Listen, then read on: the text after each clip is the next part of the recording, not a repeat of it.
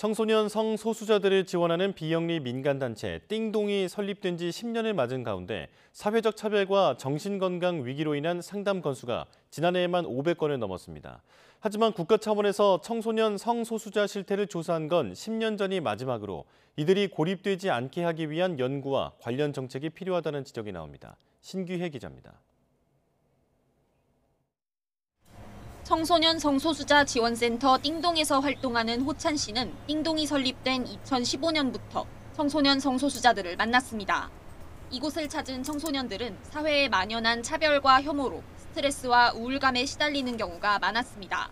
사회나 가족, 학교로 받는 차별이나 혐오 표현들이 다 이런 정신건강, 심리 문제, 자해나 자살 이런 걸로 좀 다 연결이 되어 있다고.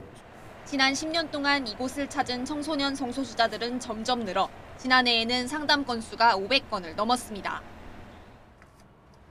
도움이 필요한 청소년 성소수자는 많지만 이들이 어떤 삶을 살고 있는지 공식적으로 파악된 건 10년 전이 마지막입니다. 당시 국가인권위원회 조사에서 청소년 성소수자들의 92%가 차별, 괴롭힘이 두려워 자신의 정체성을 숨겼다고 응답했습니다.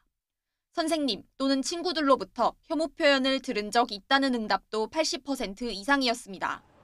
그런데 이후로는 이들이 얼마나 되는지, 어떻게 살고 있는지, 또 어떤 지원이 필요한지 공식적으로 파악되지 않았고 그에 따라 제대로 된 정책도 마련되지 않았습니다.